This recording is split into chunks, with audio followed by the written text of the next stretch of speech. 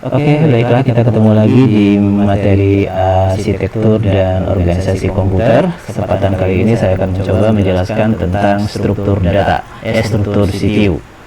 Nah, di komponen utama di CPU itu ada Arithmetic Logic Unit atau yang biasa kita sebut dengan ALU, kemudian ada Control Unit, kemudian ada Register, dan ada Internal Bus.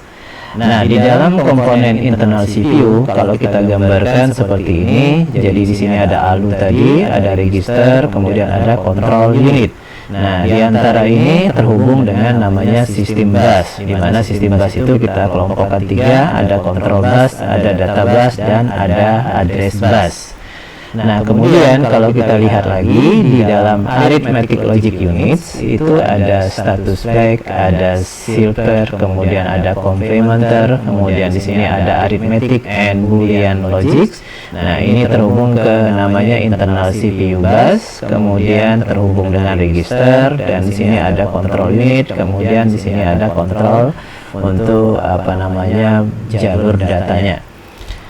Fungsi utama CPU. Yang pertama, fungsi CPU itu menjalankan program yang disimpan dalam memori utama dengan cara mengambil instruksi-instruksi, menguji instruksi tersebut dan mengeksekusinya satu persatu sesuai alur perintah. Nah, proses eksekusi dalam CPU itu ada dua langkah. Yang pertama, fetch instruksi atau mengambil instruksi. Yang kedua adalah execute instruction atau pelaksanaan instruksi. Nah, kalau kita lihat siklus daripada instruksi dasar dari CPU, itu kita gambarkan dalam algoritma seperti ini. Start, kemudian dia mengambil instruksi berikutnya, kemudian mengeksekusi instruksi. Nah, di sini nanti bisa berulang lagi ke atas atau bisa selesai. Nah, di sini kita kelompokkan pada saat dia mengambil instruksi berikutnya itu kita sebut sebagai siklus fetch-nya. Kemudian pada saat dia mengeksekusi itu kita sebut sebagai siklus eksekusi. Nah, siklus fetch atau eksekusi itu pada setiap siklus instruksi, CPU awalnya akan membaca instruksi dari memori. Terdapat register dalam CPU yang nanti berfungsi mengawasi dan menghitung instruksi selanjutnya yang kita sebut sebagai program counter atau biasa kita singkat dengan PC. Nah, PC atau program counter akan menambah satu hitungannya setiap kali CPU membaca instruksi. Jadi di sini setiap ada instruksi yang ada, maka nanti program counter ini akan menambah. Ada instruksi baru, maka dia akan bertambah satu untuk nilai program counternya. Nah, instruksi-instruksi yang dibaca itu akan dibuat dalam register instruksi atau ER. Nah, aksi-aksi yang dilakukan CPU dikelompokkan menjadi 4, yaitu CPU ke memori, CPU ke I/O, kemudian ada pengolahan data, dan ada kontrol. Untuk yang CPU ke memori, itu artinya perpindahan data dari CPU ke memori dan sebaliknya dari memori ke CPU.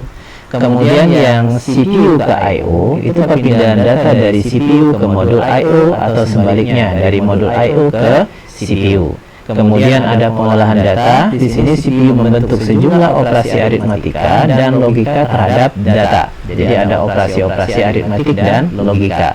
Kemudian ada kontrol. Ini adalah instruksi untuk pengontrolan fungsi atau kerja. Misalnya instruksi pengubahan urusan eksekusi. Nah, ini kalau kita gambarkan seperti inilah siklus daripada fetch atau eksekusi. Jadi siklus fetch dan eksekusi kita buat seperti ini.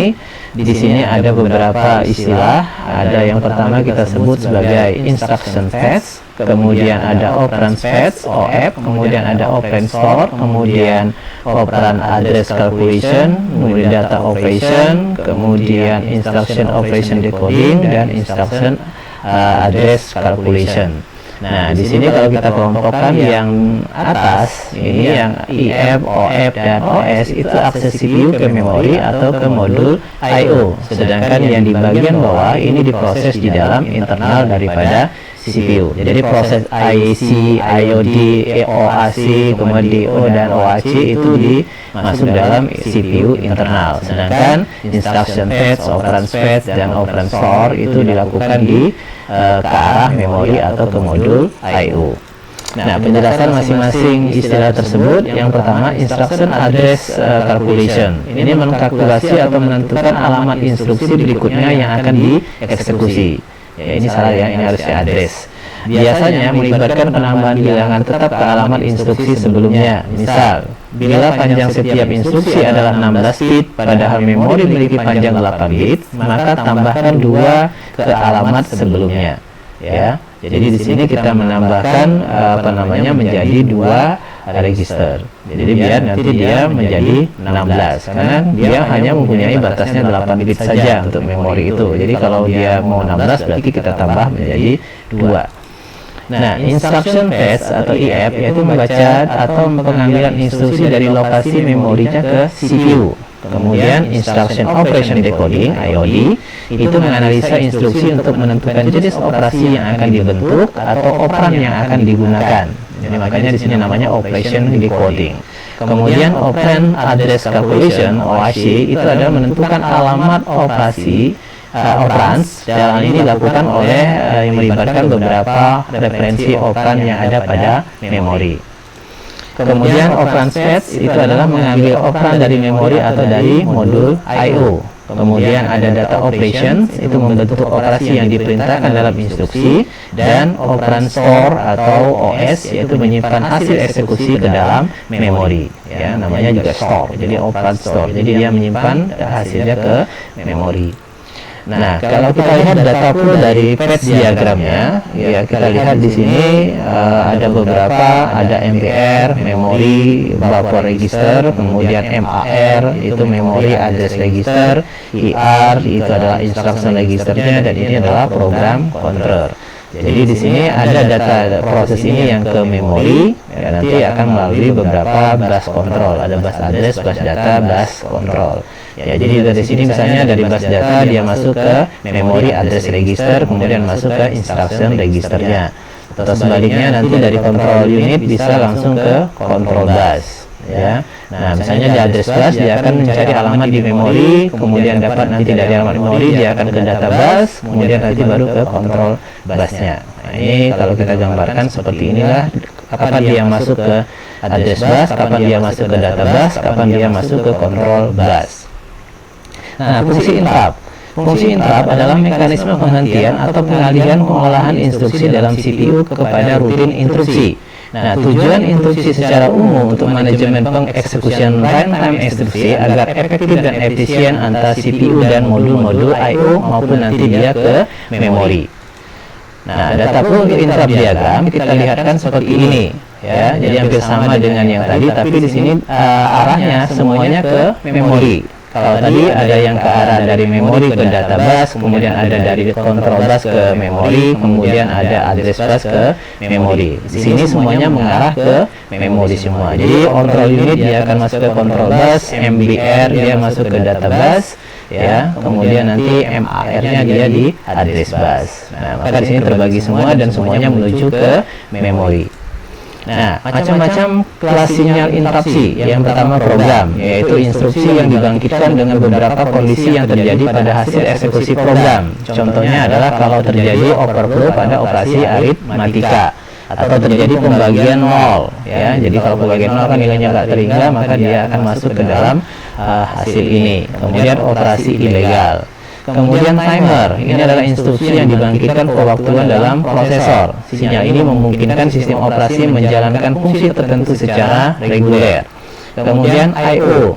Nah, di sini sinyal interupsi yang dibangkitkan oleh modul I/O akan sehubungan dengan pemberitahuan kondisi error dan penyelesaian suatu operasi. Jadi di sini bagaimana nanti modul I/O yang sehubungan dengan kondisi error yang ada, dan nanti bagaimana operasi itu diselesaikan kalau terjadi error dan sebagainya, itu bisa pakai sinyal interupsi. Kemudian hardware failure. Jadi kalau misalnya ada kegagalan dari hardware, maka instruksi yang dibangkitkan oleh kegagalan daya atau kesalahan paritas memori. Jadi di sini langsung diinterrupt prosesnya karena terjadi kegagalan hardware. Nah, jadi kalau kita lihat siklus eksekusi instruksi dengan interupsi, jadi start mengambil instruksi berikutnya, eksekusi instruksi. Nah, di sini bisa dia ke host atau nanti dia ke pemeriksaan instruksi atau eksekusi interupsi. Jadi kalau interupsi diizinkan, maka dia akan ke arah sini, ke pemeriksaan instruksi dan eksekusi interupsi. Tapi kalau misalnya ditolak, maka dia akan kembali lagi ke atas. ya. Jadi kalau misalnya eksekusi ini sudah selesai, maka dia akan langsung halt. Tapi kalau ini belum selesai, bisa dilakukan interrupt, ya. Maka di sini yang di atas ini adalah siklus pengambilan, sini adalah siklus eksekusi, dan di bawah sini adalah siklus interupsi. Jadi instruksi dilakukan jika eksekusi ini belum sepenuhnya selesai. Jadi kalau selesai eksekusi ini, maka dia langsung halt. Tapi kalau ini belum selesai, maka bisa dilangsungkan interupsi. Ya, maka di situ peran daripada interupsi di sini.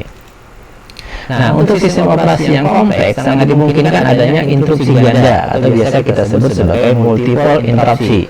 Suatu komputer akan menerima permintaan interupsi saat proses pencetakan dengan printer selesai. Di samping itu dimungkinkan dari saluran komunikasi akan mengirim permintaan interupsi setiap kali data tiba. Jadi ini ada proses yang secara simultan berlangsung. Jadi pada saat ada printer, kita lagi ngeprint, kemudian nanti ada data juga yang masuk, dan ini semuanya akan meminta interupsi. Ya, nah maka namanya akan ada multiple interupsi. Nah, dua pendekatan untuk interupsi ganda. Yang pertama, pengolahan interupsi berurutan atau secara sekuensial. Dia nanti bisa menolak atau tidak mengizinkan interupsi lain saat suatu interupsi ditangani prosesor. Kemudian setelah prosesor selesai menangani suatu interupsi, maka instruksi lain baru ditangani. Kemudian pengolahan interupsi yang bersarang dengan mendefinisikan prioritas bagi interupsi, dan instruksi handler mengizinkan interupsi berprioritas lebih tinggi ditangani terlebih dahulu. Nah, jadi kalau kita lihat di sini yang gambar A itu pengolahan interupsi secara sekuensial, artinya secara berurutan. Ini program, ya, saat program berlangsung terjadi interupsi untuk handle X, ya, ada instruksi dari X. Kemudian setelah itu akan ada instruksi Y. Jadi dilakukan secara sekuensial, jadi berurutan. Nah, yang di bawah yang gambar B ini adalah interupsi yang tersarang. Ya, artinya apa? Di sini pada saat program itu berlangsung terjadi instruksi handle X. Nah, pada saat instruksi handle X dilakukan, ada instruksi yang berlangsung yaitu instruksi Y. Jadi instruksi Y itu berada pada instruksi dihandle oleh X. Jadi pada saat instruksi X belum selesai, maka di sini ada instruksi dari Y. Maka ini namanya instruksi yang bersarang. Nah, contoh kasus. Suatu sistem memiliki 3 perangkat I/O, ada printer, ada disk, ada saluran komunikasi. Masing-masing prioritasnya adalah 2, 4, dan 5.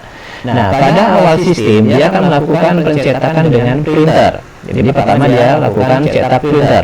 Saat itu terdapat pengiriman data pada saluran komunikasi, sehingga modul komunikasi meminta interupsi. Jadi prioritasnya adalah untuk yang saluran komunikasi adalah 5, printer itu adalah 1, sedangkan disk adalah 4. Nah, proses selanjutnya adalah pengalihan eksekusi instruksi modul komunikasi, sedangkan instruksi printer ditangguhkan. Jadi printer ditangguhkan dulu, dia akan menghandle modul komunikasi. Nah, saat pengeksekusian modul komunikasi terjadi instruksi disk, ya, pada saat kita lagi modul komunikasinya dieksekusi, ada instruksi dari disk. Namun karena prioritasnya lebih rendah, dia berada di prioritas keempat, maka instruksi disk ditangguhkan dahulu. Jadi kita harus menyelesaikan daripada modul komunikasi karena prioritasnya paling tinggi yaitu 5. Nah, baru setelah modul komunikasi selesai akan dilanjutkan instruksi yang memiliki prioritas lebih tinggi yaitu disk. Jadi printer masih ditangguhkan karena printer pada prioritas kedua atau dia lebih rendah daripada disk. Maka setelah itu disk dulu dilakukan. Nah, bila instruksi disk selesai dilanjutkan baru instruksi terhadap printer. Selanjutnya dilanjutkan eksekusi program utama selanjutnya. Nah, itu pentingnya menentukan prioritas pada masing-masing saluran, ya. Jadi yang mana prioritas paling tinggi itu yang akan dieksekusi terlebih dahulu. Nah, jadi ini contoh two-stick instruction pattern, ya. Jadi instruction, fetch, kemudian instruction, eksekusi, dan results. Ini simple T-nya. Ya, sedangkan yang model expand-nya itu kalau misalnya terjadi instructions di fetch itu akan ada instruksi yang lain. Maka di sini akan menunggu dulu sebelum dia melaksanakan eksekusi selanjutnya. Ya, jadi wait bisa juga dia lakukan discard. Jadi dia dibatalkan. ya. Nah, dari sini dia akan lakukan eksekusi. Nah, eksekusi di sini ada nanti untuk dia bisa menunggu dahulu atau wait, atau nanti dia akan balik lagi ke fetch-nya untuk mendapatkan address yang baru nanti akan muncul ke result. Nah, ini kalau yang modelnya lebih kompleks. Oke, ini adalah 6 step daripada instruction pipelines, ya. Yang pertama adalah fetch instruction, yang kedua decode instruction (DI), kemudian calculate operands (CO). Nah, di sini ada namanya unconditional bands, ya. Jika yes, maka dia akan update program counternya, kemudian di pipeline-nya itu dikosongkan. Sedangkan kalau misalnya dia no, maka di sini akan lakukan fetch operands, kemudian eksekusi instruction, write operand, dan ini sini masuk percabangan lagi, ya, branch or interrupt. Jadi dia mau ke interrupt atau tidak. Jika dia tidak interrupt, maka dia akan masuk lagi ke atas, masuk ke fetch instruction. Tapi kalau dia di interrupt, maka dia akan update program counternya. Oke, register memiliki dua fungsi. Yang pertama user visible register, yang kedua control dan status register. Nah, untuk yang visible register, user visible register, maka ada general purpose register, ada register alamat, ada register data, ada register kode status kondisi atau biasa kita sebut sebagai register flag. Kemudian untuk control dan status register ada program counter, ada instruction register, ada memory address register (MAR), kemudian ada memory buffer register atau MBR. Oke, nah itulah kira-kira penjelasan tentang struktur yang ada pada CPU. Mudah-mudahan bisa dimengerti untuk pemahaman tentang struktur daripada fungsi CPU. Demikian, terima kasih.